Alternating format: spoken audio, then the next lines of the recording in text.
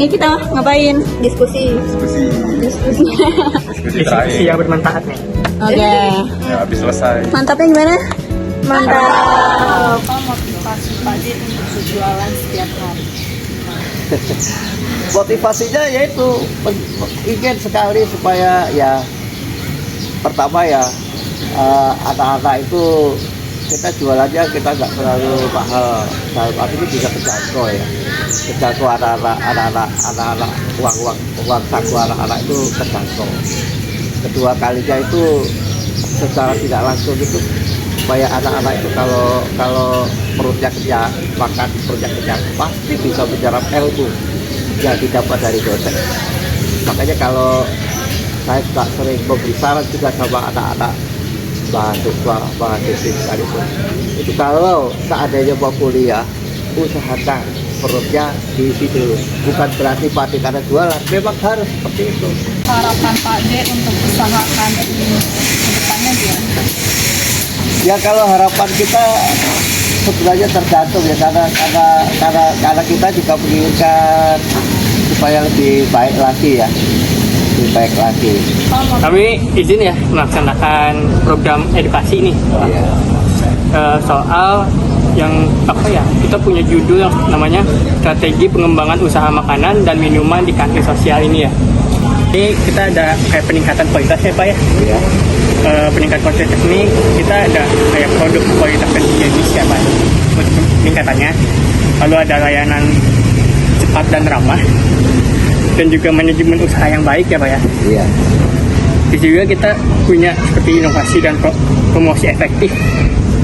Lalu juga ada fasilitas yang bersih dan nyaman. Juga untuk strategi inovasi menu ya Pak ya, untuk menambah dan juga untuk mengikuti tren kuliner terkini gitu. Menyediakan variasi menu sehat dan kekinian, mengelola biaya inovasi dengan efektif, menguji menu baru sebelum dijual penuh. Lalu kita juga bisa melibatkan pelanggan dalam memilih menu Pak. Yang terakhir sih membangun ciri khas kantin ini. Dalam menciptakan lingkungan yang nyaman, pedagang kantin berperan penting dalam menciptakan lingkungan yang nyaman dan menjaga kebersihan area makanan dan dapur. Oh iya, itu pasti. Iya. Menyediakan pelayanan yang ramah ya Pak. Oh itu udah terbukti kan. Memastikan makanan aman dan higienis, menata ruang secara rapi dan tertib. Selain itu, pedagang perlu mengelola antrian dengan baik, menyediakan fasilitas seperti tempat sampah dan ventilasi yang memadai. Saya ini yang pertama, itu kuliah harus benar-benar kuliah. Itu hubungannya dengan secara akademiknya ya. Tetapi dalam pergaulan antar anak mahasiswa dan mahasiswa yang lain, itu usahakanlah rukun. Jangan saling menyakiti, jangan saling bullying zaman sekarang. Tetapi harus saling menyayangi, saling membantu. Sehingga dengan demikian timbul suasana yang damai, tenang, sejahtera. Sehingga membuat semuanya bahagia. Kesan dan pesan dari saya, pesannya yaitu karena banyak tantangan yang muncul saat pembuatan proyek, jadi kita harus berpikir kreatif dan bagaimana caranya kita mencari solusi. Kalau untuk pesannya yaitu semoga kerjasama antara mahasiswa dan universitas dan para pedagang kantin bisa terus berjalin, dan semoga kegiatan PJBL ini bisa menjadi manfaat untuk semua pihak. Kesan dan pesan dari saya itu seru dan asik sama PJBL karena kita bisa bekerja sama dengan teman yang lain walau ada hambatan seperti perbedaan jam kelas, namun itu menjadi tantangan untuk kita supaya bisa lebih menghargai teman-teman yang lain. Kesan-pesan dari saya, kalau awalnya kesannya dulu itu agak pusing karena banyak tantangan yang dilewati. Lalu kalau pesannya, semoga PJL kedepannya bisa lebih baik lagi. Pesan dari saya agak sulit karena kelas yang beda, kadang ada problem juga untuk mengerjakan ini, tapi juga menyenangkan dan juga bermanfaat, ketemu teman-teman baru, juga kerjasama, juga membuat prosesnya sambil dijalani. Pesannya semoga ke depan waktunya bisa lebih pas dan semua anggotanya saling dukung supaya dia bisa lebih baik lagi.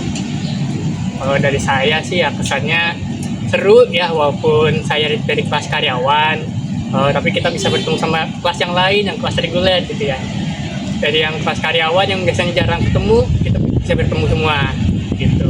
Untuk pesannya, semoga kita semua dapat motivasi dari sini ya, dari kelompok ini, dan juga bisa berkembang juga.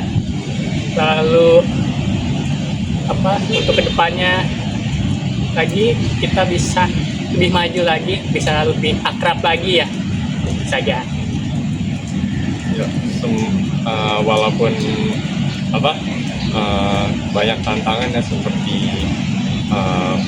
kita nggak selalu bisa diskusi bareng secara tatap muka, ada online yang bikin susah, tapi di sisi lain kita juga belajar biar bisa mecahin masalah, kita dituntut biar bisa lebih kreatif, lebih adaptif ya. Jadi di situ positifnya, dan pesan saya semoga pesannya PJBL ini terus dilakukan ya, supaya mahasiswa lain bukan cuma dari kelompok kita aja, tapi di masa depan juga bisa mengalami hal yang sama, biar bisa dituntut lebih kreatif dan adaptif dan inovatif juga ya.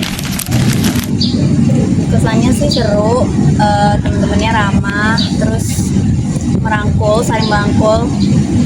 Kesannya semoga kegiatan PJBL ini bermanfaat buat kita semua.